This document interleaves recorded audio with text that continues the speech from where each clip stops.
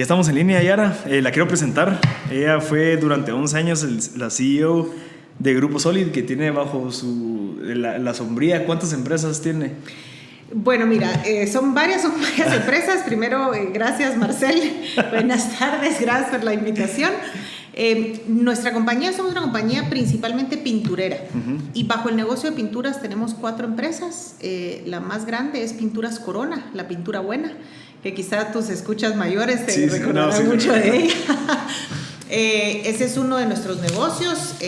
Lo que hacemos es que vendemos pintura a nivel centroamericano a más de 6.500 ferreterías, y somos pues un negocio que lo que permite es que ferreteros puedan crecer su negocio y además darle acceso a consumidores finales de una pintura buena calidad a un precio accesible. Es un negocio. El segundo negocio son pinturas paleta, las tiendas paleta, 72 tiendas que tenemos en Guatemala a nivel nacional. Y ahí atendemos al consumidor final directamente, un segmento socioeconómico un poco más alto que el que atendemos con Corona, con más servicios, con más valor agregado. Luego tenemos otro negocio, el negocio Saite, que es el B2B, donde atendemos a las grandes cuentas que ya no buscan pintura para embellecer, sino para recubrir.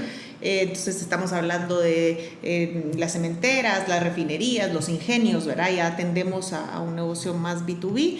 Y luego también la otra división donde atendemos a los más merchandisers, que son supermercados, tiendas por departamento. Entonces ese es nuestro negocio principal, pero también hay otros negocios, un negocio de aplicadores, brochas y aplicadores. Somos la única fábrica de aplicadores en Centroamérica. También tenemos una sociedad con un negocio de empaques. Y esos son los principales negocios de ¿Y todos estos fueron fundados en Guatemala o fueron algunas compras o algunas mergers? Mira, el negocio realmente parte de la familia Ascoli. Ellos abren una tienda de pinturas paleta en el centro de la ciudad de Guatemala, y poco a poco comienzan a abrir las tiendas, a crecer en el número de tiendas. Ponen su propia fábrica de pinturas. En el momento donde ellos abren, ellos importaban pintura, luego comienzan a comprarle a un productor local, que es Gliden en ese entonces en Guatemala. Luego ponen su propia fabriquita de pinturas chiquita, y luego viene la etapa de la guerra civil, del conflicto armado en Centroamérica, y entonces Gliden decide salirse de Guate y de Centroamérica, de hecho, y entonces venden todos sus negocios. Y la familia Ascoli, pues Mike Ascoli, realmente él en un momento él es un hombre bastante arriesgado, digamos, en los negocios. Sin tener capital, él se endeuda y compra a Gliden el negocio. La representación de Guatemala. Sí, así es. Y entonces, sobre todo, más que la representación, también eran las marcas, pero lo más importante era que era la fábrica. Y era una fábrica grande con la que ella pues comienza a abastecer Centroamérica. De hecho, compra la fábrica de Guatemala, la de Salvador, la de Honduras y la de Nicaragua. Y las junta todas en Guatemala, en Villanueva. Luego hace una compra del negocio Corona, era una fábrica bastante pequeña. También guatemalteca. En guatemalteca, sí. La compra siendo chiquita y deciden que esa va a ser la marca insignia que van a impulsar para Centroamérica en el negocio wholesale. Y entonces así pues va creciendo hasta convertirnos hoy en la compañía de pinturas más grande de Centroamérica. ¿Qué significa wholesale? Es mayoreo. Venta mayorista, okay. Sí. Mayoreo es cuando llegas como, digamos, en la paleta, digamos, al consumidor final.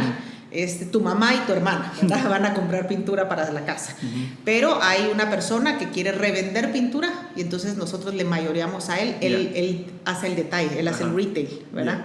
Entonces llegamos a un ferretero y ese ferretero lo revende al consumidor final. Y bueno, si quieren su historia la tocamos un poquito más adelante, pero por favor. Me gustaría saber mucho desde su infancia. ¿Cómo era usted, Yara? ¿Cómo fue que despertó todo ese interés por ser la mejor? Literal, ¿cómo comienza todo? Y creo que es por su mamá. Sí, totalmente. Desarrollemos a su mamá porque me interesa muchísimo. Fíjate que hay dos etapas en mi vida importantes, tales que son las que me forman, ¿verdad? La primera, sin duda, mi mamá. Mi mamá es una mujer que la historia de ella es mucho más interesante que la mía.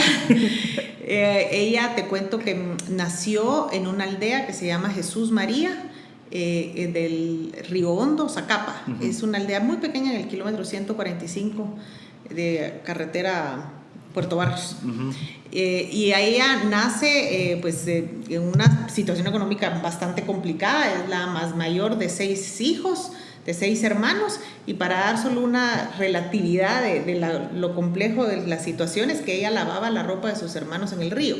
O sea, donde vivían no había pila, pues Okay. había que caminar al río y en la piedra lavar la ropa y eso hacía ella. Luego ella, pues tiene unos padres que evidentemente visionarios porque la mandan a estudiar, ¿verdad? Y ella estudia en el Colegio Amigos de Chiquimula. Y estudiaba en la mañana una carrera y en la tarde otra. En la mañana secretariado, en la tarde era contabilidad. Y luego entonces la mandan a la ciudad con unas tías. Y se viene a vivir a los 17 años con unas tías a la ciudad. Pero nuevamente, pues todo, cuando ella está estudiando en la mañana y en la tarde, era con muchas carencias, ¿verdad? Ella cuenta que le dan 5 centavos para el viaje y el pasaje y la comida y los ahorraba y no comía todo el día para comprarse unos aretes o alguna cosa o así, ¿verdad? Entonces, un gustito. pues con bastantes dificultades, ¿verdad? Muchas dificultades. Así que viene a la ciudad, una mujer muy creyente, también muy religiosa en ese entonces, ahora ha cambiado sus creencias, ¿Sí? por cierto, por dificultades de la vida, ¿verdad? Pero ella viene a la ciudad y entonces pues conoce a un señor con el cual se casa, ¿verdad? Muy jovencita, en la época donde todavía se casaban muy jóvenes. Y bueno, para no contar toda la historia de la parte sentimental, pero ella al final tiene 8 hijos, yo soy la número 8, adicionalmente adoptó a 2 hijos más, o sea que crió a 10. Te dije que me iba a saltar la parte sentimental, pero es importante mencionar que ella, bueno, se casa con ese señor, tiene 6 hijos y adopta a los otros 2 y vivían de verdad con muchas dificultades. ¿Tenía los 8 hijos y adoptó 2 o tenía 6? Tenía 6 y adoptó 2. Ok. Y está casada con este señor, con quien tenían, además, pues vivían, pero con bastantes dificultades económicas, ¿verdad? Que me cuentan que comían a veces espinaca, pues tal vez era lo que había de almuerzo porque era lo que les alcanzaba, y aún con las dificultades ella decidió que iba a ayudar a estos 2 jóvenes más que adoptó. Luego se separa de este señor, de su primer esposo, conoce a mi papá. Bueno, este primer esposo muere, y entonces a ella le toca sacar adelante a los 6 más 2, ¿verdad? O sea, a los 8 en ese momento. Luego conoce a mi padre, tiene a mi hermana y a mí. Mi papá también desapareció, así que le toca quedarse con 10. Y quizás de verdad lo más poderoso de su historia es que ella sacó adelante a 10 hijos sin un papá. Vendedora. Sí, me contó que vendía todo. Vendedora de todo, cabal. Entonces ella lo que estudió su secretariado y su contabilidad en Chiquimula, pero luego entró a la U, como que trató de meterse a la U y creo que hizo como hasta tercer año, pero imagínate un montón de muchachitos y trabajar para mantenerlos y todavía meterse a la U y no estoy segura cuántos años hizo de la U, no se graduó de la universidad, nunca tuvo un empleo fijo, nunca tuvo un salario y todo lo que hizo para sacarnos adelante fue vender. Entonces, una vendedora nata, ¿verdad? Es una mujer que entra a un lugar y te comienza a vender y te vende piedras, te vende lo que sea. Yo siempre hago el chiste de que la verdad es que estuvimos a punto de que nos vendieran, porque en serio, vende de todo. ¿Y será que era una vendedora nata o le tocó aprender a vender por medio de todas las dificultades y lo desarrolló en ese momento? Mira, sí. Yo pienso que ya traía algo, es que es una vendedora demasiado vendedora. Sí, yo no la ¿verdad? conozco, pero entonces sí. Y lo que sea, ¿verdad? Comenzó a vender, por muchos años vendía seguros, pero con los seguros a la par lo que le dijeras. Entonces, si venías tú y le decías, mira, doña Ida, tengo un furgón de camisas. Y entonces, tráigamela pues. Y en mi casa, donde todos vivíamos, estábamos llenos de camisas. Y otra vez fue un furgón de zapatos. Y vivíamos en medio de los zapatos y las camisas estaban en la sala, en la cocina, en el baño, en donde fuera. Había zapatos, ¿verdad? Y si pinturas, casas, viene raíces, terrenos, acciones digamos, antes había una cosa que se llamaba el Club La Montaña, el Club Campestre La Montaña, digamos que ahora a pensar en clubs de golf o ¿verdad? Sí, algo así. Entonces ella todos los domingos se levanta a las 5 de la mañana para ir a vender acciones, la gente que estaba en la puerta vendiendo acciones, ¿verdad? Para cuando eran los invitados. Entonces siempre ella una mujer que trabajó de sol a sol, ¿verdad? Eso sí, se levantaba a las 5 de la mañana y comenzaba a trabajar, ¿verdad? Primero a limpiar la casa, a arreglar la casa y a sacarnos a todos, ¿verdad? Y lo que fuera, y luego trabajando hasta muy tarde en la noche, y los sábados igual y los domingos igual, o sea, trabajó siempre de sol a sol, de lunes a domingo sin parar. Y en medio de estar trabajando y vendiendo, pues también criándonos y educándonos, ¿verdad? Todos. Y la meta de ella de hacer tanto, o sea, trabajar tanto, ¿era para que sobresalieran ustedes o ella quería, pues, tener algo, hacer una casa, o era Mira, más... sin duda, pues sacarnos adelante a nosotros y tener un poco de estabilidad económica, ¿verdad? Porque también era una mujer visionaria, que entonces decía, ay, voy a no sé, a enganchar una casa. Y entonces parte de todo era mantenernos y pagar la casa que hay enganchado, ¿verdad? O la renta de la casa, o los colegios de nosotros, y ¿verdad? Y la maravilla es que a lo largo del tiempo ella va logrando además pues mejorar la situación económica de la familia, ¿verdad? Mis hermanos nacieron en una situación muy diferente o crecieron en la que yo crecí. Yo ya crecí con muchas más... ¿Usted es la más pequeña? Yo soy la más pequeña de los 10. Todos, así es, ajá. Y yo ya crecí pues con otras posibilidades, sí. ¿Verdad? Mis ¿Por qué hermanos, dice eso? Por económicas, ¿verdad? Mis hermanos sí fueron a un colegio que se llamaba América Latina, que era un colegio, digamos que calidad, voy a decir así, pues no tan bueno. Y luego yo ya entré al von Humboldt, que ya no sé qué tan bueno es ahora, pero en ese entonces era un mejor colegio, ¿verdad? Digamos, había más posibilidad de un mejor colegio. Y también no cree que también parte de sus características de ahorita son porque usted era la hija pequeña y que tal vez lograba aprender mucho de sus 9 hermanos. Sí, es que yo pienso que ha habido pros y contras, te digo. Creo que primero, una de las cosas que yo siempre tuve es que siempre fui adultita, desde chiquita, era la adultita. Y ni modo, mi hermano mayor me lleva 20 años, exactos. Entonces yo crecí con gente mayor, ¿verdad? Mi hermana me sigue, sí, me lleva 3 años, ¿verdad? Pero había otros muy grandes, mucha gente grande. Yo canto, bueno, mi apodo en la U es La Vieja. A mí me gustan las canciones de José Luis Perales y todas esas, sí, porque era no sé, como crecí, a mí me gusta, y mis amigos son más grandes, todos, ¿verdad? Pues no todos, pero un número, tengo amigos mayores, pues, ¿verdad? Y eso para mí no está bien, entonces creo que tuvo que ver eso. Por otro lado, también tuve mucha más independencia. Yo también hago la broma de que ya cuando tenés a tu hijo número 8, seguro que para bañarme me agarraba de los pies y me metía a la pila.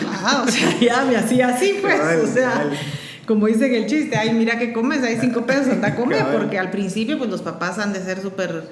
Pero ya cuando es la hija 8, la gran vaya, estos días... Ya la agarré cansada. Entonces también eso pienso que me dio mucha independencia y tener que hacer, o sea, no cuando dicen la consentida, por el contrario. ¿Verdad que sí? Todos dicen que los chiquitos somos consentidos y al final son los que...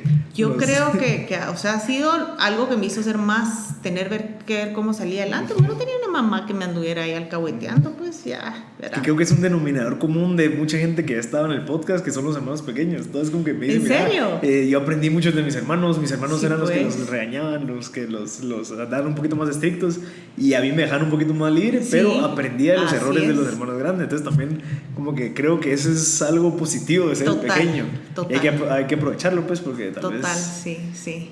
Va, y entonces...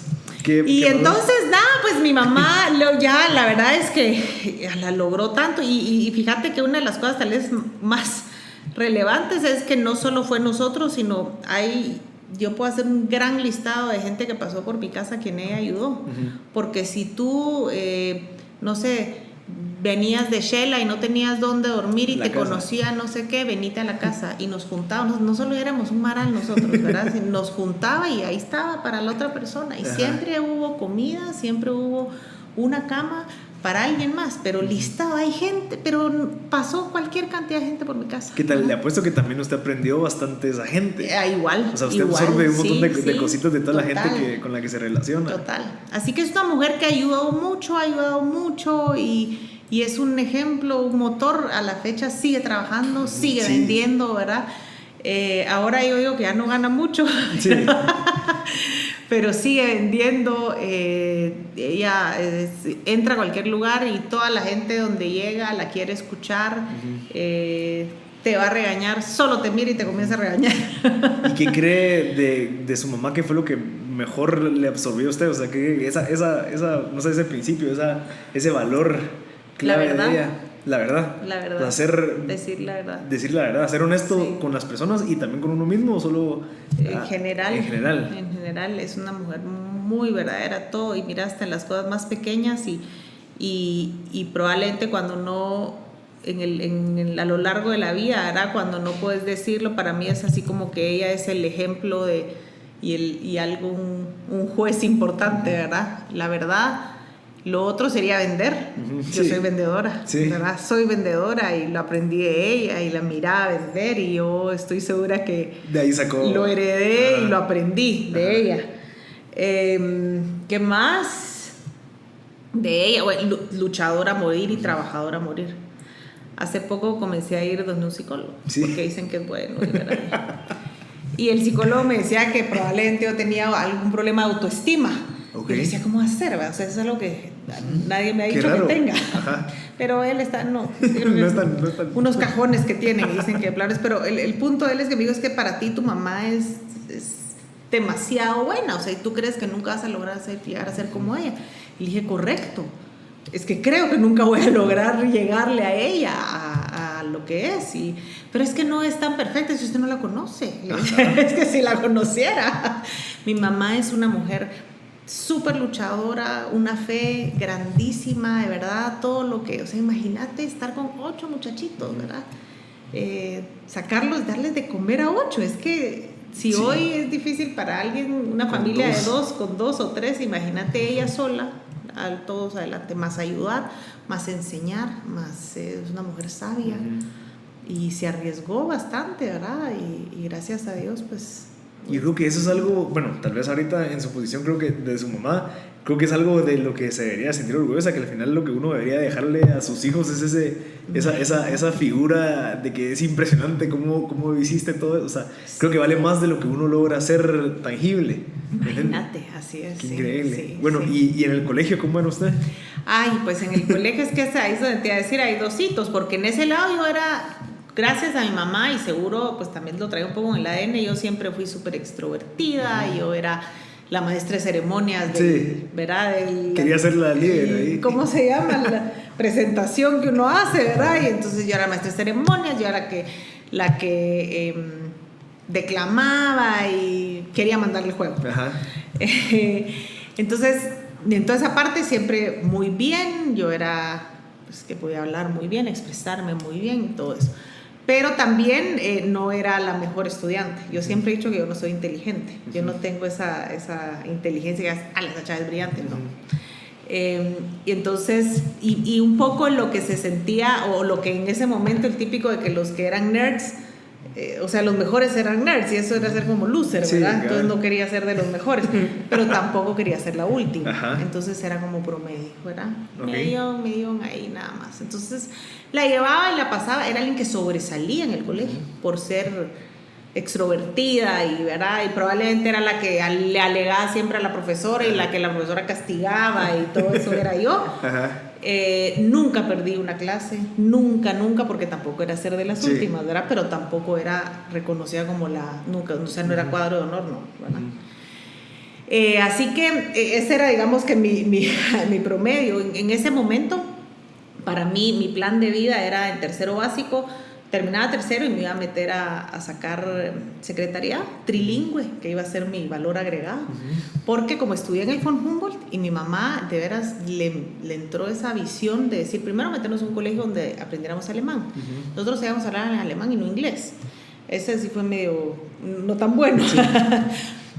Pero entonces además ella nunca nos compró ropa de moda, ni tuvimos el reloj, ni teníamos la piñata en Mac, ni nada de eso, porque no teníamos plata, ¿verdad? Y lo aceptaba, que es lo bueno también, ¿o no? Que pues no ahí te caía mal probablemente, ¿verdad? Ya ese, además lo querés, ¿verdad? Y te sentís como, yo no tengo. Le apuesto que ahorita usted dice, bueno, qué bueno que fue así, porque si no ahorita yo estaría todavía ahorita tratando de ser alguien que no... Sí, porque ojo, o sea, ella nos sacó adelante, pero había dificultades, pues, ¿verdad? O sea, yo cuento, digamos, que el pagar el colegio nunca tuve en el año, era raro cuando tenía notas, porque no tenía notas, no habías pagado, no estábamos al día, y pues, gracias a Dios no perdíamos clases, y ya cuando ya eran los finales, mamá, hay que ir a pagar, y mi pobre madre no sé dónde hacía para ir a prestar dinero o lo que fuera para pagar los colegios, ¿verdad?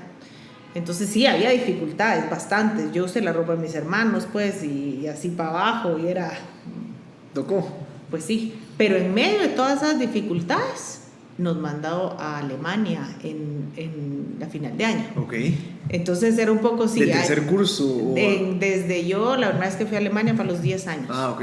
Siempre para que se fueran a ver cómo era para el mundo. ver otro mundo. Yeah. Ajá, y para aprender el idioma. Pero te repito, o sea, en mi casa no se comía carne todos los días, una vez a la semana, y frijoles era la comida diaria, ¿verdad? O sea, y con esas dificultades nos mandó a Alemania. Pero tal vez era imagínate por eso. esa visión, ¿verdad? De decir, pucha, es más importante que se vayan a Alemania a que coman jamón, pues, ¿verdad? Entonces... Qué interesante. Digamos que bueno, entonces como por el mismo tema de Alemania y eso, entonces el ser secretaria trilingüe iba a ser mi asset o mi valor agregado, y pensaba estudiar en la U probablemente publicidad o algo así, que se oía como... ¿Y por qué pensaba eso? Porque todavía no tenía claro qué era lo que quería. Dijo, bueno, sí, eso... no, la verdad es que nunca tuve claro qué quería hacer. Nunca tuve ese, quiero ser bombero, quiero ser arquitecto, quiero ser médico. Nunca tuve algo, ¿verdad? Entonces dije, pues eso suena también cool, sí, ¿verdad? Así que, porque además, mientras estábamos en el colegio, yo trabajé desde muy chiquita. Ya. Bueno, primero desde los 10 años, en las vacaciones. Depende, no, fíjate que, bueno, la verdad es que, mira, quiero ver, a los 10 años, yo me fui a Alemania y regresé, y cuando regreso, así es, claro, es que comienzo a vender la primera vez de puerta en puerta. Ok, ¿y con su mamá o aparte? No, pues que mi mamá, y estaba vendiendo productos para bebé. Ok. En la casa, otra vez, ¿va? En la casa había inventario, había talquitos, había lociones, había todos los productos para bebé, así como decir, las marcas de ahora, ¿verdad? Este era Medco, se llama. Entonces yo agarraba una cajita de zapatos, metía una muestra de cada uno, y luego mi bolsa de esas grandes, metía mi inventario, y el que era el mensajero, mi mamá, el cobrador, mensajero, y que la ayudaba, me iba a dejar en una pasolita un edificio en la mañana, y yo me tocaba de puerta en puerta todo el edificio vendiendo productos para bebé, y al mediodía lo llamaba de un teléfono público y él me iba a recoger. O tráigame más inventario, ¿no? O tráigame, no, vengan a traer. Siempre era así, la mañana, y en la tarde a otro edificio, la mañana, y en la tarde a otro edificio, y así fue.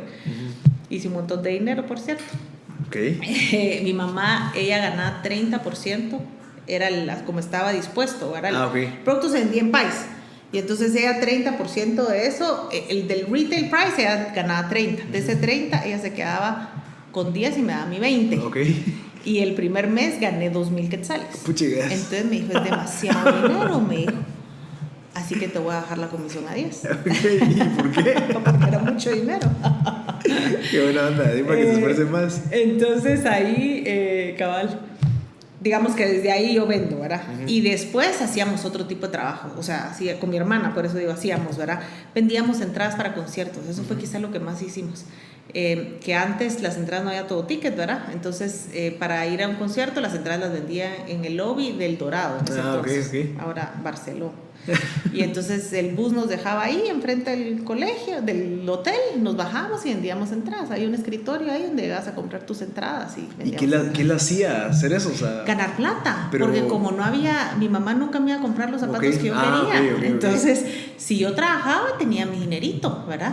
Otras veces fui mercaderista de Nivea también, íbamos de súper en súper, de cada uno de los supermercados, promoviendo, y puras mercaderistas y haciendo, y una porra y unas pausadas ahí que nos ponían a hacer. Entonces, si te decían, mira, hay un trabajo de eso, ¿querés? Claro, ¿verdad? Porque ganábamos dinero para comprarnos la blusa que queríamos, y eso sí, también para aportar a la casa. O sea, siempre de lo que ganabas, una parte había que darle a mi mamá para aportar, y otra parte para tus... ¿Y usted ahorita, no sé si tiene hijos o va a tener hijos? No tengo hijos. ¿No tiene hijos? No. Ok, si llega a tener hijos, ¿usted cree que usted tomaría esas mismas acciones como para que ellos aprendan? Mira, de la boca para afuera te digo que sí. Yo quisiera que sí, creería que es la forma para educarlos.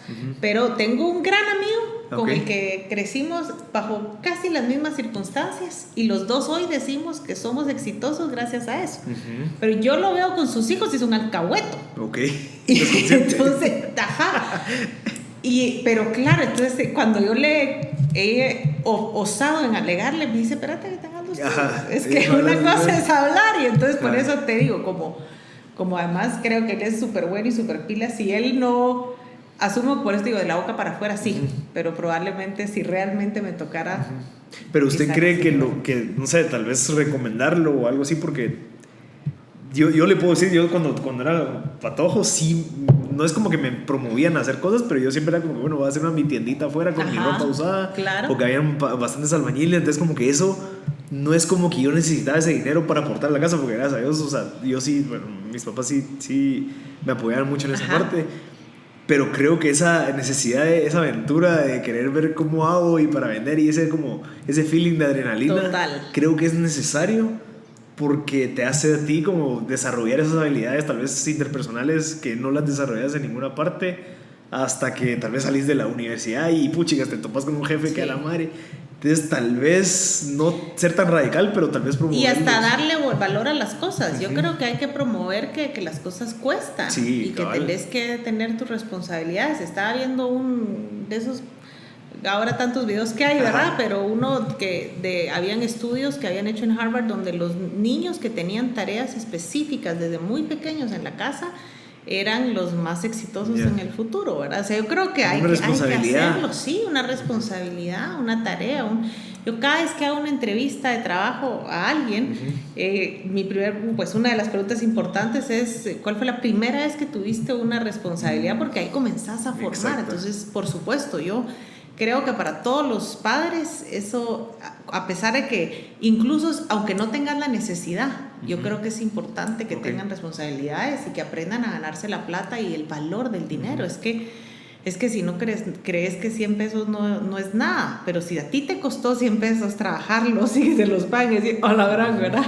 Entonces vas a cuidarlo más. O tal vez permisos, o sea, empezar con permisos de que, bueno, responsabilízate de que esto salga y puede salir los viernes. Bueno. O sea, pues como que darle un valor que ellos tengan que decir, bueno, voy a sacrificar eso porque esta es la consecuencia. Sí. Qué interesante. Creo que es algo, pues... Así que...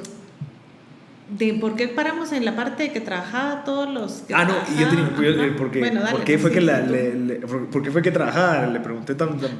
Sí, claro. Bueno. Pero tenía otra pregunta, pero antes de ¿qué fue lo que aprendió cuando se fue a Alemania a los 10 años? O sea, ¿se recuerda de algo que hizo switch que cree que si no se hubiera ido ese viaje, tal vez no hubiera pasado algo? Independencia. Sí. De las cosas que más me recuerdo fue, y hace poco, se me había olvidado esa parte, no sé por qué, pero hace poco me estaba recordando, puchicas, a los 10 años con mi muñeca.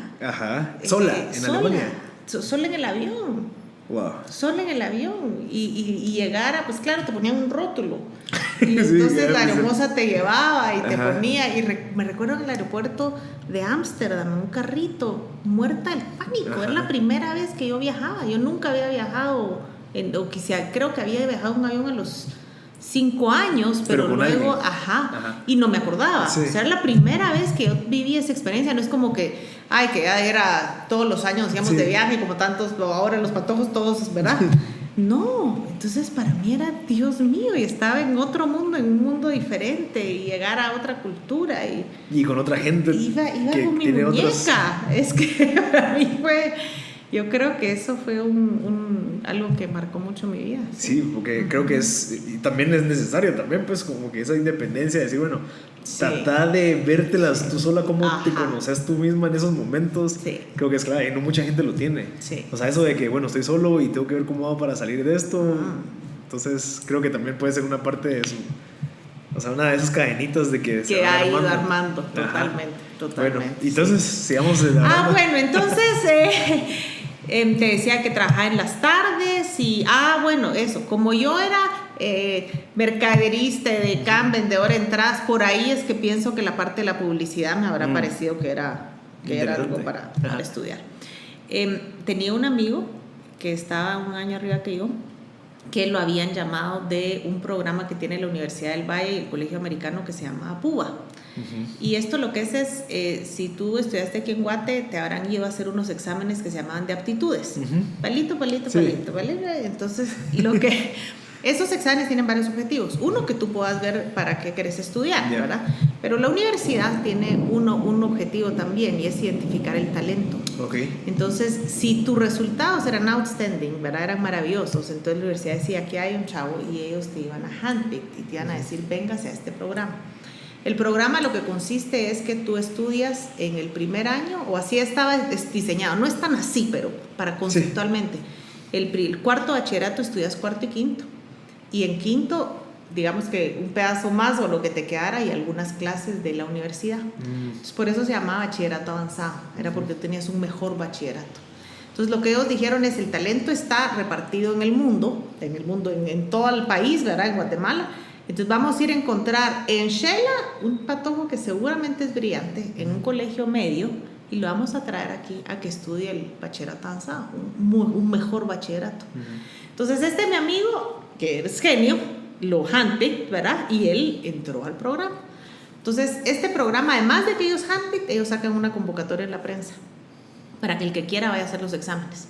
Entonces al siguiente año sale la convocatoria, a mí no me handpicked, ¿verdad? Sale la convocatoria y mi amigo comienza: métase a hacer los exámenes usted. Le dice: ¿cómo va a creer, Rodrigo? Si yo soy bruta, Rodrigo, ¿no? Ve a hacer los exámenes. Y entonces yo dije: voy a ir solo para ver qué tal mensa soy. Y fui a hacer los exámenes, éramos 600 aplicantes y 30 elegidos. ¿Y cuál fue mi sorpresa? Que yo fui una de las 30 elegidas. Al tiempo entendí que mis resultados en matemáticas no habían sido asombrosos, pero en redacción habían sido muy buenos, ¿verdad? Mi S ya había sido, porque yo lo que tenía era esa gran habilidad de expresión, ¿verdad? No eran malas mis notas, o sea, no era bruta, o tampoco era genio, ¿verdad? Pero todo eso otro era bueno, así que yo fui elegida. Y eso cambió mi vida. Es mi otro hito importante que cambia mi vida. Mi madre es uno, ¿verdad? Y el segundo es ¿Y por qué Porque primero entré a un grupo de 30, de una clase de 30, todos excelentes, todos brillantes, y ¿verdad? Muy competitivos también. Y entonces ahí, como te dije, yo no quería ser la última, ¿verdad? Entonces aquí había que estudiar y aquí había que meterle duro para no ser de las últimas, porque estos chavos sí eran muy buenos, ¿verdad? Entonces, ¿cuál fue mi sorpresa al final? De que quedé en quinto lugar de la clase. Y entonces me di cuenta que yo podía ser buena, que podía ser de las mejores, que podía realmente sobresalir, ¿verdad? Y esa fue tu primer pregunta. Me dijiste cómo fue, cuál es su historia de ser la mejor. Hasta ese momento yo no lo tenía. Hasta ese momento para mí era como ser y estar, y sí sobresalía, pero más por las otras habilidades de comunicación. Y entonces ahí me doy cuenta que puedo ser buena, me doy cuenta que es una tontera eso de como yo no soy inteligente, ¿verdad? Que esos son etiquetas que uno se pone. Y que si yo estudiaba más, sí, los otros probablemente estudiaban 2 horas y yo tenía que estudiar 3, pero les ganaba. O sea, era más entonces, como que esa actitud. Entendí que si yo quería, lo podía lograr, que si yo le metía un poco más de esfuerzo, lo podía hacer. Y que nadie era más inteligente que yo si yo estudiaba más, ¿verdad? Y si le daba otra vuelta, si le daba un twist a la cosa, ¿verdad? Entonces quizá ellos eran mejores en su conocimiento, pero yo, si sumaba el conocimiento más como lo presentaba, era mejor que ellos. Pero también creo que su actitud, o sea, no creo que cualquiera, no sé, pues, o sea, esa actitud de querer, no me voy a estudiar, si ellos estudian 2 y ellos son inteligentes, yo tengo que estudiar 3, esa gana de esforzarse y seguir. Pero es porque me di cuenta que podía ser buena, y eso me lo mostró ese programa. ¿Cuántos años otra cosa, 15? 16. Y otra cosa bien importante es que estaba rodeada de gente buena. Es que, mira, es increíble, si te rodeas de mediocres, sos mediocre. Exacto. Si te rodeas de buenos, te volvías bueno. El dicho en el que en la miel anda algo se le pega, es totalmente cierto, ¿verdad? Definitivamente. Entonces, sin duda, yo siempre digo, si te rodeas de la gente mediocre, todos te van a decir: a la pobrecito, ¿cómo trabajas? ¿Verdad? Si te rodeas de gente buena, te trabaja más, ¿verdad? Y puedes más, y organízate mejor, y eso te hace ser mejor. Entonces, a mí rodearme de ese grupo de 30 super pilas, ¿verdad? Que eso además me hizo aprender y ver que podía ser buena. Y entonces toda mi mente que yo tenía estructurada para ser secretaria, y no que ser secretaria sea malo, pero digamos que yo creía que la parte numérica no podía ser mi fuerte, y eso piensan se todos. volvió mi fuerte. Y entonces pero me porque dijeron, usted se esforzó en ingeniería será, ¿verdad? Y voy a ser ingeniera, y voy a sacar todas las mates, y voy a meterle todo lo que... Y eso cambió mi vida. Y entonces de pensar que trabajar en publicidad, y pues estudié ingeniería, y logré además pues graduarme con todos los méritos en la universidad. Fui la número 1 en promedio de todas las especialidades de ingeniería. summa cum laude. Además fui representante estudiantil, no solo ante la Facultad de Ingeniería, de las pocas mujeres, ya había una mujer que fue el año anterior, sí. que yo, pero además fui la representante estudiantil ante el Consejo Superior con el rector y los decanos, que los 11.500 estudiantes los representábamos 2, y éramos 2 mujeres, por cierto. Wow. Y fui representante también, y entonces nuevamente me di cuenta que si estudiabas un poco más y te esforzabas más, lo podías hacer. ¿Y no cree que por esa parte de esforzarse tanto en estudiar tuvo que sacrificar algo? Y si sí, ¿qué fue? Dormir. Sí salía, o sea, sí socializaba, sí hacía todo lo que hacen. Éramos los más parranderos, además. Sí. Wow. Bueno, no los más, porque tal vez había unos más, sí, había unos más parranderos que nosotros. Pero éramos un grupo, esa promoción de la U, de veras que ha sido una promoción pues muy buena, porque éramos súper parranderos, pero también éramos bien estudiosos, okay. Y gracias a Dios este grupo nos ha ido muy bien en la parte pues profesional. Habemos muchos muy bien ubicados, con crecimientos, carreras súper exitosas, y éramos, o sea, no éramos no salir, no, ¿verdad? Pero dormir, ¿verdad? Repito, o sea, seguro que llegábamos de goma el sábado al laboratorio, pero llegábamos. Y se esforzaban de aprender. ¿verdad? Sí, ajá. Qué interesante. Y digamos, ahorita, ¿usted cree que alguna parte de las actitudes, bueno, no, personalidades con sus compañeros, ustedes la comparten? O sea, ¿hay algo en específico que usted puede decir, no, yo en él miraba algo que yo lo tengo, como tal vez esa ambición, o tenían una visión bien clara, que ustedes sabían a dónde querían llegar, que se esforzaban tanto en estudiar? ¿El grupo? Sí, o alguno de sus compañeros. Mira, creo que nuevamente no, éramos buenos y entonces nos levantábamos el uno al otro, ¿verdad? Recuerdo muy bien que yo estando en la U comienzo a trabajar en Grupo Solid, y mi jefe era fuertísimo y durísimo, y entonces yo llegaba a muerte, le decía a la muchacha que ya no puedo más, y entonces todos decían, a la pobre, ¿cómo trabajas, verdad? Ellos también trabajaban. Entonces, déjate quejar y seguir. Sí, porque pues, todos están ¿verdad? estudiando igual. Así es, y todos trabajábamos. Y o sea, entonces era como que si ya querías tirar la toalla, el otro te levantaba. Te decía, seguí, ¿verdad? Despertate. Entonces creo que el que éramos un grupo de gente responsables, además. Y usted en ese momento, digamos, ya cuando estaba en la universidad, ¿qué visión tenía? O sea, normalmente cuando usted entra a la U, no sé, es como que le preguntan, mira, ¿cómo te dicen 5 años, 10 años? O sea, sí. ¿Qué tenía planeado usted del por qué se metió en ingeniería? Mira, tengo que decirte lamentablemente que no tenía plan. Era una cosa que no tenía. ¿Y por qué ingeniería? Porque creí que primero ya había descartado solo publicidad y dije, tengo que lograr hacer algo que sea más genérico. Okay. Y entonces pensé en administración de empresas, pero administración de empresas era muy todo el mundo estudia administración de empresas. Y entonces ingeniería industrial, es lo que soy, industrial, era como una mejor, tenía muchos temas de administración de empresas, pero además tenía la parte numérica. Un desafío, era más. Y era como reto. Una mejor administración de empresas, más completa. Más completa. Entonces, por eso me metí a estudiar industrial. A medio camino me gustó la química y dije, me voy a pasar a química. Ya me gustó sistemas, pues unas clases que llevábamos de programación, y dije, me voy a pasar a sistemas. Y todo me gustaba, y entonces al final dije, no, es industrial, porque otra vez sigo sin tener una definición. Okay. No tenía una meta clara, más que trabajar. Sí quería bienestar económico, ¿verdad? Quería comprarme un carro. ¿Y cómo? Entonces ahorita en la universidad fue cuando comienza su historia en Grupo Solid. ¿Y cómo fue que se dio cuenta de Grupo Solid? O sea, ¿por qué? ¿Por qué Solid? Fíjate que, bueno, primero mi cuñada trabajaba en Solid, que tenía una división que se llamaba Home Center. Eran unas tiendas por departamento que hubo hace años. Y ahí Grupo Solid firmó una alianza con PriceSmart. Fue cuando PriceSmart vino a Guatemala. Grupo Solid era el socio local. Y entonces hacen la firma y dicen, van a contratar gente. Y entonces le dije a mi cuñada, mira, ¿verdad? ¿Van a contratar ahí personal? Sí, dije, buenísimo. Y dije, ese es un lugar pues que suena cool, otra vez, ¿verdad?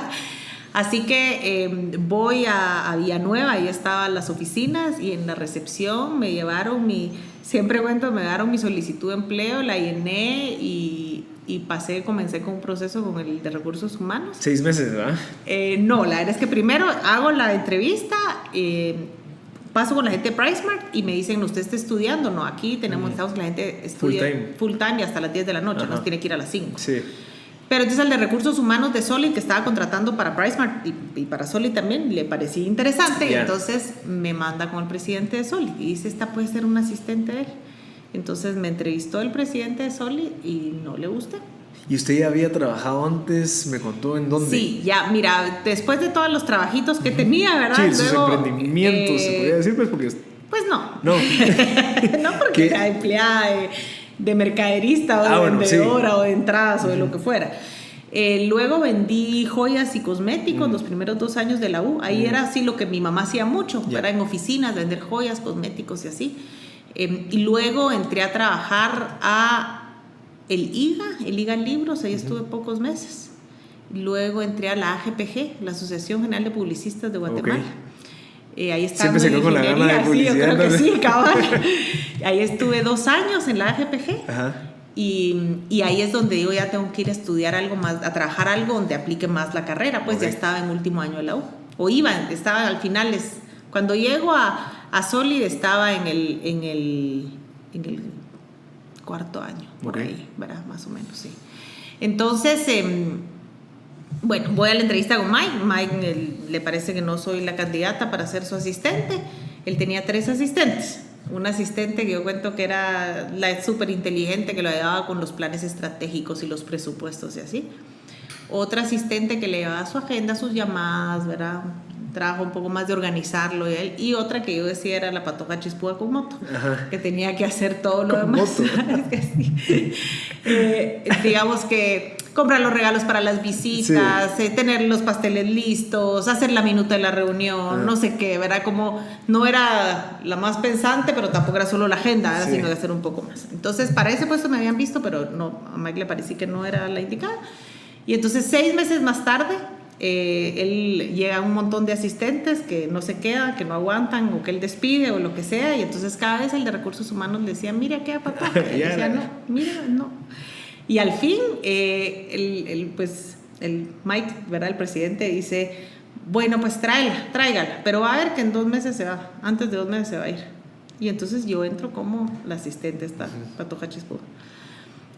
Comencé trabajando como asistente de Mike, entonces moto es que es un destino. Yo pensé que sí tenía moto. No, es patoja, es una broma, como que se busca patoja chispudo con moto. Era como que hace de todo. Entonces entré a trabajar como asistente.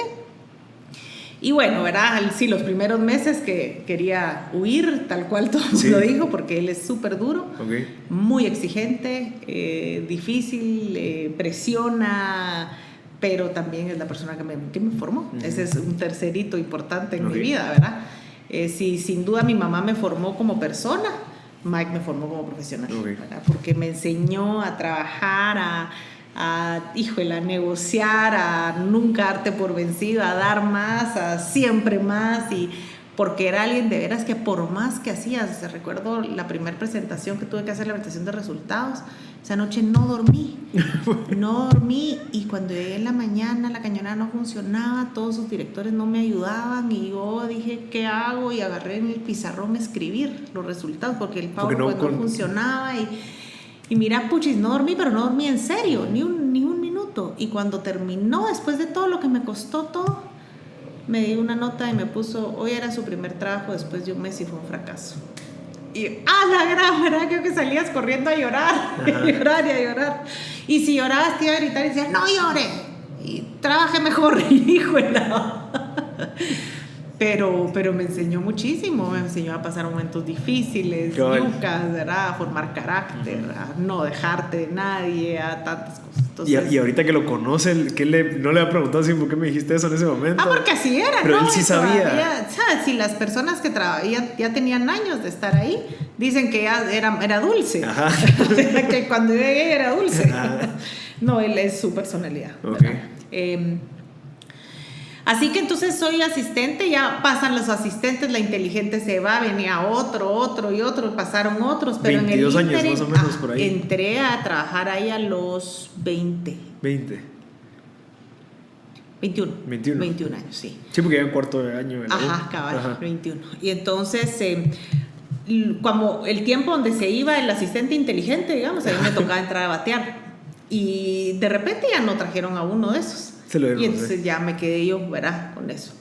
Y a lo largo de eso comencé a tener como más involucramiento con el resto de áreas de la compañía, por proyectos grandes, porque venían proyectos grandes, ¿verdad? Que tuvimos un plan de una fusión, entonces había que preparar a toda la compañía para presentarla, entonces yo me involucraba con todos, así, y además quizá una de las cosas que cuento y seguro habrás leído por ahí es que fue para mí una cosa importante es que realmente buscar cómo te involucras en cosas muy pequeñas, pero que sean resolver cosas, ¿verdad? Entonces, como que tengan un buen impacto. Sí, ¿verdad? Entonces toda la gente me conocía en la empresa porque yo me metía en todo, aunque no fuera mío, de mi área. Si la fotocopiadora estaba mala, todos pasaban dándole un cuentazo y nadie la arreglaba, ¿verdad? Vale. Y el de sistemas era un señor que ya no muy quería nada, la puchica, ¿verdad? Entonces yo llamaba a todas las 3 empresas de fotocopiadoras, licitaciones, y tenemos nueva fotocopiadora, y por supuesto me amaban todos, sí. ¿Verdad? O de veras, cosas que entonces se oían los chismes, todos chismeando de un jefe que era mal, no sé qué. Yo ahí le contaba a Mike, le decía, mire usted, ese cuate es un aragán y parece que está tratando mal a la gente.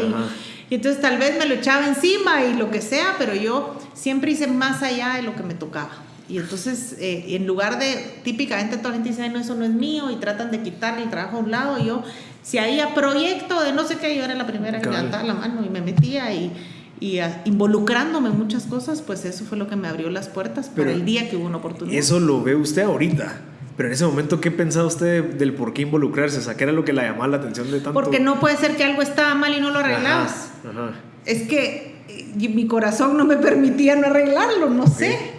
Como que usted se sentía como que esto era suyo también, pues no solo era pues como sí, el jefe que lo arregle. Sí, yo creo que eso, no tener desidia, es que miras que algo está malo, arreglalo, miras un papel, tira en la cara, recogelo. No digas, ¿verdad? Que alguien lo recoja. Ajá, recogelo, hacelo, ¿verdad? Interesante. Y bueno, y entonces hay 2 años más tarde, el director de las tiendas Paleta en ese entonces se retira en plena temporada alta. Y entonces la época alta para nosotros es muy importante y él se va y entonces no hay a quién poner. Y Mike mi jefe me dice, mire, vaya ahí y sea usted como el contacto, el liazón entre los gerentes de distrito, que son supervisores de tiendas, y en las oficinas, ¿verdad? Que la planta y que va, como usted conoce a todo el mundo, y entonces va. Y entonces yo llegué a hacer ese, digamos, como medio ser el contacto, pero pues la verdad es que me involucré y llegué en una semana, fui a ver todas las tiendas en nivel nacional. Lunes a domingo. Con mi carrito yo solita, tenía un Mi Golf y me fui a recorrer todas las tiendas solita, de punta a punta. Fui en todo el país, en la carretera, a ver todas las tiendas, y cada tienda que llegaba y miraba un problema, no puede ser, y entonces yo arreglaba, y unos estaban robando y saqué a los ladrones, y habían otros, híjole, hice. Por ejemplo, o sea, cosas que no me podía permitir pues es que hasta cuando me nombren, ¿verdad? Yo hice todo, hice procedimientos, limpié las tiendas, hice muchas cosas y como dije, la verdad es que me robé el puesto, ¿verdad? Esto en noviembre es que me dicen que vaya a hacer ese contacto, y a mí en enero me nombraron gerente de cadena de tiendas Paleta, y tenía 23 años. Por eso es que me recuerdo que los 21, porque fue 2 años fui asistente de Mike y luego fui nombrada gerente de las tiendas. Increíble. Ahí eran 50 tiendas en ese entonces. ¿Usted sabía todo eso? 200 personas a las ¿Cómo que manejar gente? Pues no, nunca había tenido nadie a mi cargo. Pero sí tenías actitud de, bueno, voy a aprender. Y vamos a trabajar, sobre todo, vamos a trabajar juntos, ¿verdad? Y sí, trabajar más. Es que no estaba preparada para el puesto. Y entonces tenía que aprender más, que trabajar más, que leer, que preguntar. Y trabajaba de sol a sol, y trabajaba hasta las 9, 10 de la noche, y leía y preguntaba y llamaba. Y al final, pues, sacamos adelante la cadena de tiendas, hicimos un cambio, veníamos pues con resultados negativos, había entrado Comex en ese entonces, con una inversión muy fuerte, y las tiendas nuestras pues no iban bien, y le dimos un cambio dramático, crecimos las ventas, el resultado, bueno, varias cosas. ¿Cómo plasmar todo lo que tenía en su cabeza? Lo primero, cambiar el mindset de la gente, y el equipo, ¿verdad? Realmente que el equipo se subiera al barco a este proyecto, que creyeran en esto, trabajar con ellos, ¿verdad? Y eso significaba sacar a la gente mala, ¿verdad? Porque si había gente mala en términos de, pues, ladrones, ¿verdad? Porque había de todo así feo. Y entonces cambiarlos y que la gente buena viera puchis, ¿verdad? Si aquí sí hay y podemos crecer. Claridad con ellos de lo que podían esperar, de lo que podían ganar si crecíamos, ¿verdad?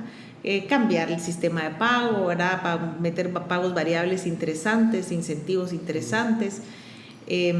Bueno, eso digamos que con la parte de la gente, ¿verdad? Capacitarlos, motivarlos, ¿verdad? Subirlos al barco. Luego hubo un elemento importante, las tiendas, ¿verdad? Las tiendas las cambiamos, desde limpiarlas, no con meterle más plata. Yo llegué y me tiraba al piso con estropajo y fab a lavar con ellos, ¿verdad? Yo llegaba y me decían que es que eso no sale. Dame a traer y me tiraba al piso. No, el tiner es caro. Me tiraba al piso con jabón y a lavar y todos sabían que se podía. Y ya vio blanquito. La próxima vez que venga lo quiero blanquito, ¿verdad? Entonces cambiamos las tiendas, pusimos bonitas, las pintamos por fuera de rojo, que antes eran blancas, entonces las pintamos rojas para que se vieran muy, muy bien. Que como están ahorita todavía. Son rojas, sí, ¿verdad? Entonces hicimos ese cambio. Y algo bien importante también fue la parte de comunicación y publicidad. Gracias a Dios llegó a mi vida la publicista. No, un súper buen creativo, realmente no es publicista, es un gran creativo con el que todavía trabajamos todas nuestras marcas. Se llama Víctor Alfredo Robles. Es brillante, es demasiado bueno, y entonces hicimos cosas que no se habían visto en el país en general, no solo en la categoría de pinturas, en general. Una publicidad agresiva, ¿verdad? Sacamos campañas muy buenas, que básicamente hay una que tal vez la que más se conoce es ¿De qué color estás? Que fue súper guau, ¿verdad? No sacábamos un galón de pintura, sino una mujer llorando, una mujer embarazada y el ¿de qué color estás? Y eso, puchicas, hizo mucho impacto.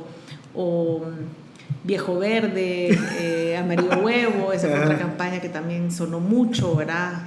Buenas promociones. Entonces, la parte de comunicación, que él era el creativo, es el creativo y le dimos un cambio dramático, ¿verdad? Y entonces, eso también fue importante. Digamos que la gente, las tiendas y la comunicación hizo que el resultado. ¿Y por qué cree que no se hizo eso antes? Mira, sí,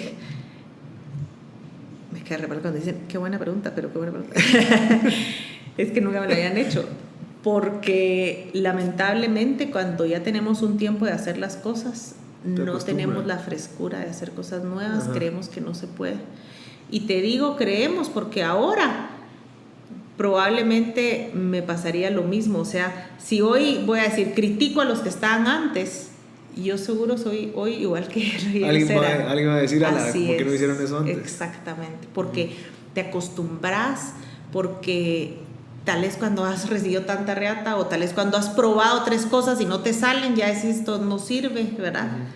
Y lamentablemente te acostumbras. Y yo te diría que no es tú cambiarte, renovarte, y por eso hay que cambiar a las personas de los puestos cada cierto tiempo. Si tú ves las grandes compañías en el mundo, nadie pasa más de 4 años en una posición, lo rotan, ¿verdad? O te vas a otro país o te vas a otra posición, pero tú no ves aquí al gerente de Philip Morris más de 3 o 4 años al frente, tiene que venir otro. Porque tiene que venir alguien que piense diferente, que se anime, que se arriesgue, ¿verdad? Entonces, qué buen punto. Eso es una lección para todos los gerentes que están escuchando, o los dueños de empresas. Total, sí.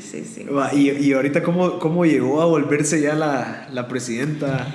Bueno, entonces paso al frente de la paleta 4 años y con, pues, gracias a Dios, muy buenos resultados.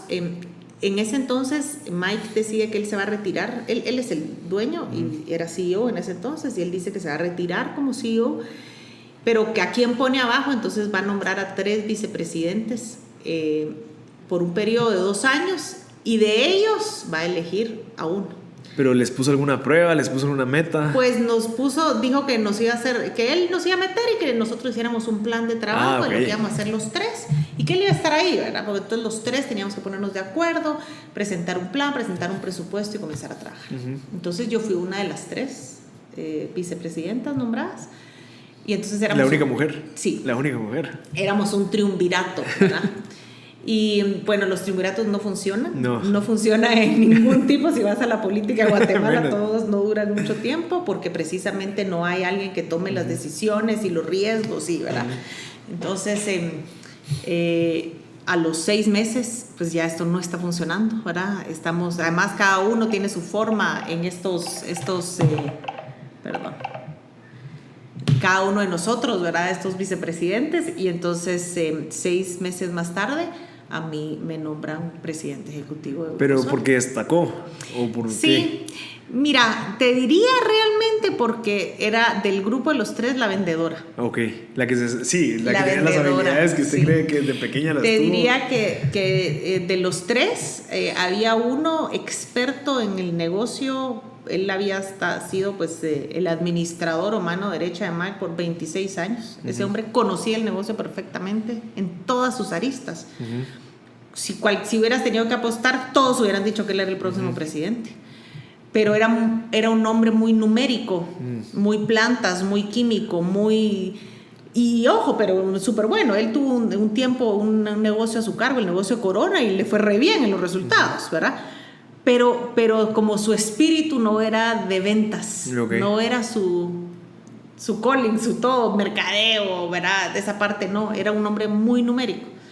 El otro era un amigo mío de la universidad, con quien entramos juntos a Solid. No, miento, yo entré 2 años antes y luego ya entré a la Solid, pero seguimos siendo súper amigos.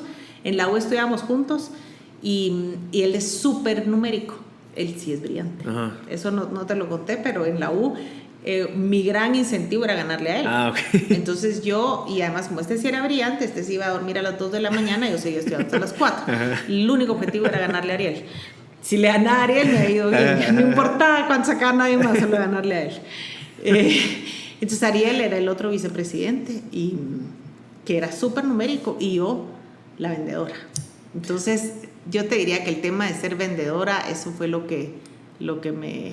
Tengo una pregunta con eso. Usted dice que las personas en el tema de las ventas no eran buenos de la manera que ellos se expresaban y se vendían hacia el presidente, o el tema de ventas de la proyección o de la estrategia. Ventas al consumidor, estrategia. Y mira, y no es que no lo puedan hacer, es así como yo también puedo hacer el trabajo numérico financiero, pero no me sale natural, ¿verdad? O sea, me tengo que esforzar un poco más. Todos podemos hacer todo, ¿verdad?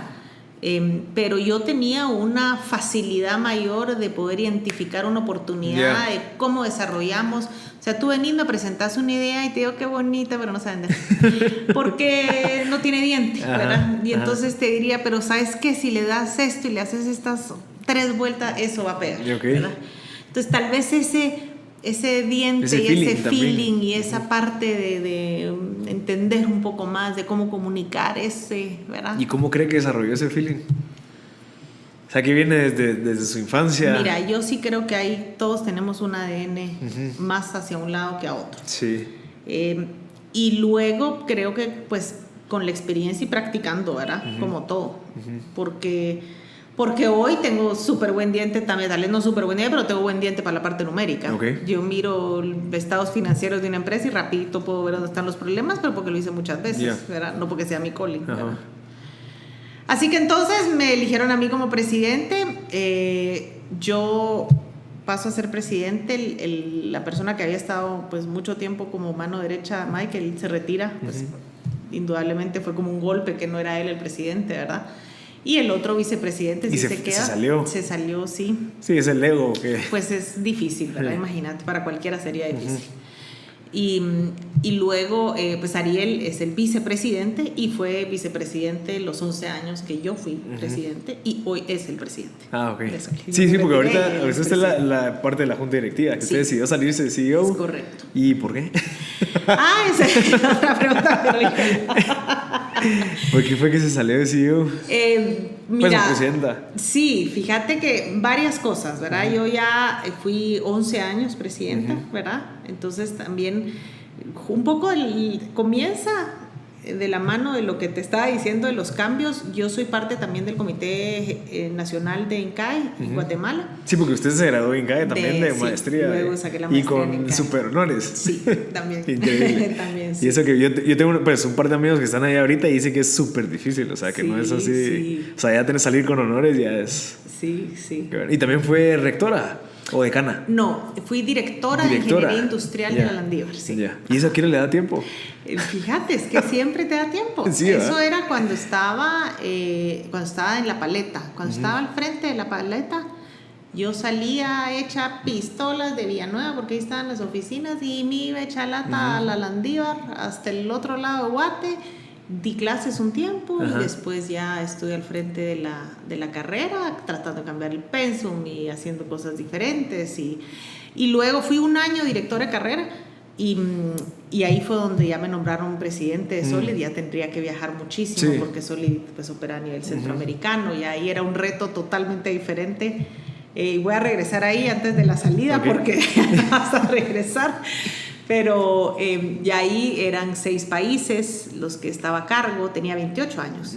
Puchiga, sí. En ese entonces eran 700 y pico empleados, 6 países, 3 plantas de producción, las tiendas, las oficinas, operaciones propias en todos los países. Ya era una cosa mucho más grande, entonces era un reto mucho más grande y ahí sí dejé la parte de ser director de carrera porque prioridades no también. Podía, ¿verdad? Entonces pues ahí entré a Solid siendo presidente y dedicándome a eso específicamente durante 11 años. Mire, y un día normal suyo cuando era presidente, no, si quiere hablemos un día normal cuando era CEO de la cadena. ¿Cómo era un día normal suyo? O sea, ¿qué hora se despertaba? ¿Cuáles eran sus primero hábitos? en la paleta. Y después cambiamos bueno, la verdad es que te diría que no cambió mucho. Creo que siguió como muy igual. Bueno, un día normal, nunca he sido de levantarme tan temprano, ha sido una de mis grandes dificultades siempre.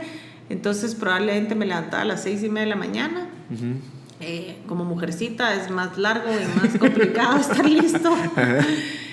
Así que llegaba a la oficina a 8:30, probablemente, ¿verdad? Nunca era de las que estaba a las 8 puntual. Si había reunión, sí, claro, ¿verdad? Pero no era así como...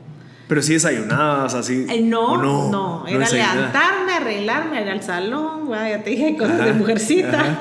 Levantarme, arreglarme, salón y llegar. Es que en Villanueva había que llegar hasta Villanueva, ¿verdad? No era tampoco cerca. Bueno, igual cuando luego las oficinas se pasaron aquí al Géminis y llegaba a la misma hora. Sí. Me costaba, aparte, levantarme temprano. Llegaba a la oficina y comenzaba a trabajar, desayunaba en la oficina. Ahí me comía algo siempre, ¿verdad?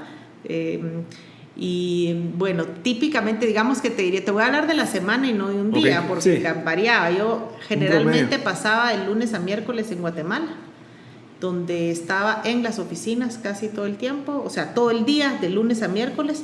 Eso significaba entrar y tener muchas reuniones. O sea, mi trabajo era reunirme. Te reunías con los equipos. Con los equipos, con los gerentes, ¿verdad? Revisar el plan, revisar el proyecto, revisar el problema, juntar a los 5 donde tenías un problema, o sea, un problema de distribución, ¿verdad? ¿Y por qué está llegando tarde? No, es que los de venta están mandando las facturas tarde. No, es que el otro está haciendo no sé qué. Entonces, juntabas al director de operaciones, al director de ventas, al de mercadeo, porque el de mercadeo había sacado tarde la promoción, el de la planta porque no sabía, entonces decías, va, mucha gente, entonces, ¿cómo hagamos un procedimiento y cómo lo vamos a arreglar? O sea, una reunión, digamos, de ese tipo, o de evaluación a la gente, ¿verdad? Dependiendo como, o de hacer presupuestos, o de plantear, o de recibir a un proveedor, o de atender un banco, entonces, digamos que muchas reuniones, y eso era de lunes a miércoles, almorzaba en las oficinas, ¿verdad? Siempre, y ahí comía ahí, ¿verdad? Rapidito y sí, ¿verdad? Y después seguías, ¿verdad? Terminaba y yo me iba a mi casa a las 9, 9:30 de la noche, todos los días, ¿verdad? Todos los días. Bueno, mientras estuve en La Paleta, siempre llevaba trabajo a mi casa y seguía trabajando en la casa hasta mucho más tarde. Y entonces para mí, digamos que en mi cabeza no era tan malo llegar a las 8:30 porque trabajaba hasta las 11, 12 de la noche, ¿verdad? Luego ya siendo CEO tomé la decisión de no llevar la computadora a mi casa. Y eso era, puchicas, trabajar más rápido porque no me voy a dar la compu. Y como estábamos en Villanueva, salir después de las 9:30 ya me daba miedo a irme sola. Entonces había que meterle duro y a las 9, 9:30 para afuera porque era muy tarde, ¿verdad? Ya aquí en Géminis pues era más fácil, pero ya ahí ya me volví más... o más madura o más haragana, porque ahí yo me puse la norma de que yo a las 8 de la noche tenía que salir, que no podía seguir trabajando después de las 8 de la noche. Mire, yo estoy seguro que no todos los días eran tan buenos, pues, o sea, ¿qué hacía usted como para, si en dado caso se quedaba así como que atascada en un problema? ¿Cuál era su manera de no sé, recibir creatividad? ¿O qué tips nos daría a las personas que se quedan así? Parar un momento y hacer algo. Yo tenía la gran ventaja de que tenía una puertecita, un balcón, fumaba en ese entonces salir a fumarme un par de cigarros, eso me daba... Hoy ya no fumo, pero todavía parar y caminar un poco y salir y tomar aire y, ¿verdad? Y hablar de otra cosa, salirte a hablar de cualquier otra cosa, y eso te da como que te... Luego preguntar. La gente no pregunta. La gente no pregunta porque les da miedo sentirse que ¿qué va a decir? Va a decir que soy tonto, va a decir que no sé, va a decir que no puedo. Siempre he preguntado, siempre. Recuerdo muy bien que cuando me tocó tomar mis primeras decisiones como presidente, decía, ¿será que le pregunto a Mike? A ver qué piensa. Y entonces decía, no, qué clavo, ¿verdad? Y si mientras esté le puedo preguntar. O sea, peor es que meta la pata y no le pregunto, le digo, mire, eso sí, este es el problema y pienso hacer esto. ¿Qué opina? No, resuélvanlo ustedes, si no sé para qué, ¿verdad? Y entonces muchas veces me dijo, sí, está bien, o me lo mejoró, o me dijo, no sea bruta, está a punto de meter la pata, ¿verdad? Entonces, pero yo siempre le pregunté a cualquier persona de la que conozca, o sea, que sepa de algo, yo le pregunto. Ahora, por ejemplo, estaba ayudando en un proyecto del país donde me pidieron que ayudara en la parte de comunicación y publicidad. Yo agarré las cosas y llamé a la de Mercado Sol y vos me harías favor de revisarme esto, y al creativo, vos qué pensás de esto, al otro, a la de chava que sabe de redes, que conozco, y preguntar. Sí, y entonces, en lugar de sentirme tonta o de menos, no, es tener los recursos para preguntar. Entonces, cuando te trabas, preguntas. Y preguntarle hasta a alguien que creas que no sabe de eso. Ajá, incluso hasta decir el problema también te hace a ti verlo desde otro punto de vista. Te hace ordenarte. Ajá. Decir, bueno, fíjate, cabal, voy a tener que llamar a Mike para preguntarle qué piensa, pero como con ese viejo corto, no puedes andarte con historia. Entonces había que ordenar bien la historia, porque si lo llamabas y medio estabas desordenado, te pegaba 3 gritos. Entonces tenías que planteárselo bien, casi que escribirlo tú, y ya en eso ya habías hecho un trabajo mucho mejor, ¿verdad? ¿Y usted sí cree en eso, o en eso que dicen de que las mujeres, o sea, que es más difícil para las mujeres llegar a puestos altos? ¿Sí cree que es eso, o es porque realmente, no sé, las personas que lo dicen no se esforzaron tanto? Mira, hay de todo. Hay de todo un poco. Sí, hay de todo un poco, sobre todo por diferentes... la parte cultural. Yo te diría que hoy por hoy en nuestro país, en la ciudad, es menos cierto que lo que dicen, ¿verdad? Creo que muchas mujeres no logran pues llegar a los puestos altos porque no quieren hacer los sacrificios o no están dispuestos a hacer los sacrificios que eso amerita, así como los hombres no logran llegar a los puestos altos tampoco. Es que llegar a un puesto alto significa sacrificarte probablemente en trabajar más horas, en tener menos tiempo libre, en poder hacer menos cosas. Entonces, a mí no me gusta cuando le echan la culpa a que es que porque soy mujer, si no has hecho la parte tuya.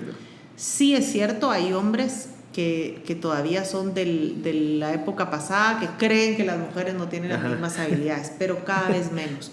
Mira, yo conozco a muchas mujeres que me dicen, mire, a mí me preguntan si a usted la discriminaron, y la verdad es que tengo que decir que no. O sea, y a mí yo tengo que decirte que no, ¿verdad? Yo nunca tuve esa discriminación. Sí, probablemente cuando entraba a un banco, más me discriminaban por mi edad. Si hubo una época en Solid, pues tuvimos momentos complejos donde había que ir a ver qué es la que te dieran prestado dinero o para el mismo crecimiento, más que solo la parte compleja, o sea, cuando queríamos crecer, y entonces vamos al banco y decía, va a venir Yara Argueta, presidente de Grupo Solid, así que venga la señora, y entraba aquella patoja y el hombre se podía morir, ¿verdad? Más que por ser mujer, por ser muy joven. También. Entonces eso fue para mí más difícil. Así que yo te diría que en la mayoría de los casos de la ciudad en Guatemala, creo que no. Les cuesta ya en los puestos más altos, sí, probablemente, verá, ya, por ejemplo, hay un negocio tengo un amigo que es socio y es un negocio de bebidas alcohólicas. Ajá. Y entonces yo quisiera probablemente manejar ese negocio, y una vez me dijo, mira, la junta todavía no está lista para tener una mujer. Sí, son muy grandes. Pero porque lo que pasa es que son negocios que típicamente tal vez espera un hombre, ¿verdad? Pero te diría que son los puestos más altos de las compañías más grandes. Ajá. Donde habría la dificultad. Okay. Ahora, en el área rural, sí, con las niñas es otra historia. No, porque ahí sí, las personas, la parte cultural es bien diferente. Si tenés dinero para pagarle los estudios a uno, se los van a pagar a un niño y no a una niña, okay. ¿Verdad? A la niña le van a decir que trabaje, que se case, que se quede ayudándola. Tal vez hasta sí tienen el dinero, pero ¿quién ayuda a la mamá a limpiar la casa? Que se quede la niña. No es tan importante que estudie, ¿verdad? Eso sí es una realidad y es terrible. Sí. Y cabal, tocando ese tema, usted estuvo también en la parte de Vital Voices. Sí, también. Que es de Hillary Clinton, igual que María Pacheco. Sí, ¿Me podía elaborar un poquito cuál fue su experiencia dentro de esa organización? Bueno, todavía soy miembro de la Junta Directiva, fui presidente de Vital Voices también por 2 años. Es parte del por qué me retiro de Solid también, okay. Estaba en ese momento, en ese cambio. Y mira, fue muy buena experiencia porque trabajé, justo me tocó a mí, había firmado la presidenta anterior, que es Connie Epais, ella había firmado un convenio con AID y Ajexport, donde nosotros íbamos a hacernos cargo de la avenida de género en un proyecto grande de encadenamientos productivos en el suroccidente del país. Okay. Entonces, estamos hablando de encadenamientos, es trabajar en todas las comunidades del conflicto armado, importante, grande, mujeres, y nosotros teníamos que cambiar en todos estos encadenamientos la parte de género. Entonces, cuando yo llego, pues me toca trabajarlo y desarrollarlo, y ese aprendizaje fue importante. Conocí pues todas las comunidades, y bueno, no todas, pero algunas, ¿verdad? Y trabajar también con la cultura, cambiar cultura, tratar de hacer que los hombres en las juntas directivas de estos encadenamientos le abrieran la puerta a las mujeres, se convencieran de la importancia. Eso fue bueno, también conocer más el país, sí, y conocer la realidad. Mira, conocía bastante porque con Corona y con Paleta estamos en todo el país a nivel nacional, mucho a la parte rural. Yo realmente conozco el país también, pero la parte que ya no es solo for profit, ¿verdad? Sino la parte de ayuda social, la parte de cómo hacer para que de veras llegue la ayuda y las intervenciones, que las intervenciones sean buenas, que generen el resultado que querés. También aprendí a trabajar con los organizaciones internacionales como AID, ¿verdad? Complejas, ¿verdad? ¿Y cómo paró ahí? O sea, ¿cómo decidió usted pasarse a Vital Voices, o sea, tomar la decisión de salir? Entonces, ¿cómo fue que decidió usted, digamos, tomar, bueno, no sé si fue un riesgo, pero decidir salirse del Grupo Solid como presidenta y pasar a hacer este tipo de actividades de non-profit? Sí, entonces por ahí estamos. Bueno, primero, contarte que yo entré a Vital Voices como mentora. Cuando se crea, María viene a Guate de su programa y crea Vital Voices y nos jala un grupo de mujeres que se llaman mentoras de jóvenes emprendedores. A partir de ahí yo me formo parte de la junta directiva y fui por 8 años miembro de la junta directiva, y luego cada vez alguien iba agarrando la presidencia, entonces a mí me tocó la presidencia, porque ya me tocaba. Entonces yo asumo la presidencia, pero siendo presidente del Grupo Solid, como todas eran presidentes de Vital Voices haciendo su trabajo normal, ¿verdad? Entonces a mí ese era el plan. Pero estando entonces como presidente de Solid, yo te comentaba que yo soy miembro del Comité Nacional de INCAE, y ahí el rector de INCAE, Arturo Condo, en ese entonces era el rector, tuvo resultados impresionantes, y después de 4 años lo cambian. Y entonces, ¿cómo te cambian, Arturo? Si mira los resultados maravillosos que has tenido, cambió muchas cosas. Y me dijo, mira, Yara, primero para la organización es bueno y para mí es bueno. Lo mismo que ustedes. Lo que acabamos de decir, incluso para mí, para cambiar, para ya no seguir haciendo lo mismo y quedarme, ¿verdad? Entonces, cuando vi eso dije, probablemente para Solid es bueno que yo me vaya, y para mí también. Entonces eso como que lo tuve en un lado de la mente. Luego, como era presidente de Vital Voices, estábamos en este proyecto que además con la idea y esto teníamos fechas límites y indicadores que lograr, y entonces cada vez más las patojas de ahorita algo así llegaban a mi oficina a trabajar y cada vez más pasaban más tiempo ahí metidos. Ajá. Y yo yo decía, yo quisiera dedicarme a esto, ¿verdad? Y más tiempo, y no como sentir que estoy robándole tiempo a Sol, y yo qué sé, y además tal vez puedo hacer algo más y mayor impacto. Bueno, pausa ahí también. Había comenzado el proyecto de Fundación Cabida. Sí, cabal. Y en el proyecto, en Cabida, pues tengo que entrevistar a muchos Cabida? Jóvenes. Voy a parar ahí, ves que si regreso ya nos vamos a ir al otro lado. Pero me tengo que entrevistar a jóvenes y a familias, y entonces en los procesos lo mismo, y las entrevistas las ponía después de las 6 de la tarde. Y entonces de 6 en adelante decía, puchis, yo quisiera hacer esto, ¿verdad? Afortunadamente, pues en la vida... pues me ha ido bien también económicamente, ¿verdad? Y soy una persona que ahorra y que como aprendí a ganarme el dinero y a cuidar el dinero y el valor del dinero, pues también lo cuido, ¿verdad? No lo despilfarro. No tengo hijos, y como no tengo hijos también, entonces no tengo como ese afán de trabajar y hacer más y más, pues ¿para qué? Entonces yo tengo una broma que digo que yo no quiero comprar yate. Ok. Entonces no tengo como esos afanes de probablemente cosas donde necesitarías trabajar mucho más para tener más dinero, ¿verdad? Y no tengo hijos, porque entonces ¿trabajar para quién? Una vez una amiga me dijo, le vas a comprar tu casa para tus sobrinas, ¿verdad? A la gran, en serio. Sí, o sea, ¿quién da acá mi trabajo, verdad? Entonces dije, ¿por qué no? ¿Por qué no hacer un cambio si quisiera dedicarme a esto y hacer algo más? También, por otro lado, tengo que decirte que un poco, pues, ya me había aburrido un poco quizá, ¿verdad? Me había cansado un poco, ¿verdad? La responsabilidad es grande. Porque tú me decías cómo es un día típico, es siempre mucho estrés y mucha responsabilidad. Estás al frente del negocio y la vida de 1,500 familias, de su trabajo, pues la empresa, del patrimonio, tus decisiones, metes la pata, ¿verdad? Entonces hace un alto nivel de estrés y entonces la suma de todo eso dije, tal vez es momento de hacer un alto, me puedo dedicar a estas cosas y va a ser bueno para la empresa también. Yo amo a la empresa y pensé que era también bueno un cambio para la empresa y bueno para mí poder dedicarme a estas cosas. Sí, porque eso es un desafío nuevo, pues, o sea, es cambiarse de chip y bueno, ¿cómo hacemos para empezar esto? Hacerlo bien desde un principio. Usar toda la experiencia que tiene con Grupo Soli e implementarla en algo que va a impactar también positivamente a muchos jóvenes. Sí. Así que esa fue la decisión y pues lo platicamos con la junta directiva y decidimos hacer un cambio muy ordenado y un proceso ordenado en el tiempo. Y pues Ariel, que era mi vicepresidente y mi amigo, sigue siendo, él fue nombrado CEO de Grupo Soli hace 2 años, con resultados maravillosos, ha crecido el negocio, le ha ido súper bien, o sea, hay que cambiar, ¿verdad? Eso ha sido súper positivo para la empresa. Qué bueno.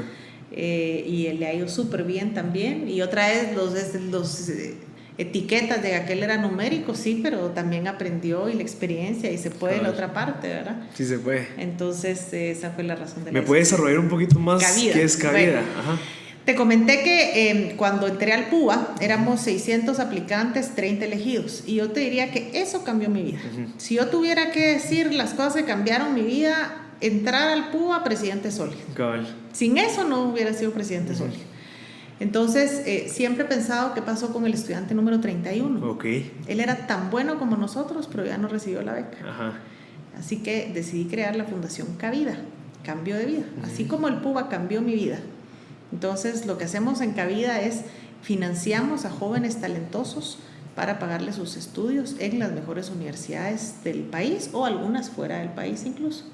Entonces, si tú sos súper brillante, súper bueno y no lograste la beca, ¿verdad? No queremos que te desperdicies y lo que vamos a hacer es prestarte plata para pagar la universidad y tú luego nos la vas a pagar cuando te gradúes. ¿Y cómo los identificas? Si hoy a mí me hubieran pedido que yo pagara lo que me dieron, lo pagaría con creces. Sí, porque valió la pena todo eso. Así es. Entonces, bueno, mira, diferentes formas. Por ejemplo, trabajamos mucho ahora con Zamorano, la Escuela Agrícola Panamericana. Es una de las mejores universidades en Centroamérica en la parte agrícola. Ellos tienen mucha gente que les aplica becas y ellos hay 2 tipos, ¿verdad? Unos que les dan y ya la otra parte no, y la escuela es muy cara, cada año vale $20,000. Entonces les dan a alguien que no tiene nada de recursos, le dan media beca, 10,000, pero el chavo no tiene para nosotros 10,000. Entonces ellos les hablan de nosotros y le dan el otro 50%. Nosotros les prestamos los otros 10,000. Así interesante. Con una tasa de interés, ¿verdad? Pero sí, es para una que lo tasa de valoren interés también, pues. menor que el mercado, cobramos 7.5%. Le damos crédito a gente que no tiene capacidad crediticia, digamos que típicamente la persona no tiene plata, no tiene dinero, no tiene récord, así es, ¿verdad? Que en un banco no le dan.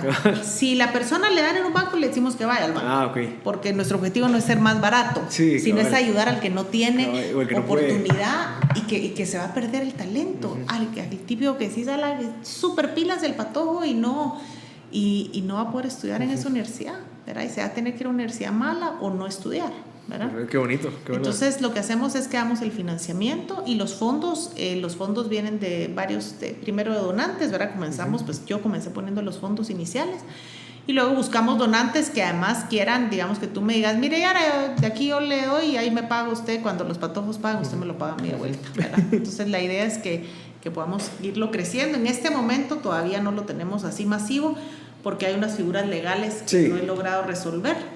Pero ahí está, ahí está el desafío, es que si no todo lo haría. Así es, cabal. Al final ahí es donde entra todo ese su gana. Sí. Bueno, sigue Yara para ir terminando. ¿Qué le recomienda? ¿Qué le recomienda a una persona que quiere empezar un negocio, que quiere tirarse al agua, que tal vez quiere ser la mejor dentro de la empresa? ¿Qué le recomienda? Alguien que quiere comenzar un negocio, bueno, no sé si ya sabe cuál es el negocio, pero lo primero y el más importante es identificar el qué, y en el qué la forma de hacerlo sin duda es, lo decía un conferencista, buscar el dolor, ¿verdad? Buscar el dolor es vea y piense, siéntese a ver qué son las cosas que le están costando a la persona, ¿verdad? Por ejemplo, en el negocio de pinturas. En el negocio de pinturas, si yo quiero innovar y hacer cosas nuevas, lo que haría sería sentarme a ver qué es lo que hace una persona, ¿verdad? Cuando, mire, el cuate va a la tienda, trae la pintura, la recoge, llega a su casa, no tiene dónde mezclarla, seguro que compró de menos o compró de más y luego no sabe qué hacer con los muebles y luego, entonces todo eso busca el dolor. Y al buscar el dolor, ¿y por qué no mejor hacemos una cubeta donde quepa directo y no haya que echarlo? ¿Y por qué no ponemos una empresa de aplicación? ¿Y por qué no hacemos, digamos que busque el dolor, busque lo que a la gente realmente le cuesta, ¿verdad? ¿Dónde está el problema? ¿Dónde está la dificultad? ¿Verdad? Y si encuentra el dolor, resuélvalo. Perfecto. Eso sería para mí algo que... Y a una mujer que tal vez tiene esa gana de querer ser la mejor dentro de una empresa que tiene que escalar, pues ni modo, ¿qué le recomienda? Que no se cierre ellas las puertas. Creo que uno de los grandes errores que cometemos es que nosotros mismos decimos que como de plano no, como de plano a mí no me lo van a dar, porque como yo no tengo experiencia, como yo no sé de eso, y como de plano a él, no sé, el jefe no cree en las mujeres, porque también muchas veces nosotras creemos eso y lo ponemos en como excusa. Entonces, no cerrarnos nosotros las puertas. Yo siempre digo no se las cierre usted. Lo peor que pasa es que te digan que no. Cabal. Anda, trata y algo importante es robarse las oportunidades, ¿verdad? La típica persona que te dice es que como no me dan el puesto, es que si me lo dieran, entonces hágalo. Búsquelo. Hágalo como que lo tiene. Y entonces va a venir el puesto, ¿verdad? Haga todo como que usted ya tiene el puesto y va a venir. Ok, ¿y un libro? ¿Algún libro que le haya cambiado la vida? ¿Alguno que esté leyendo ahorita? La puchis, mira, que me cambió la vida. Sincronicidad es uno que tengo en mi mente. Sincronicidad.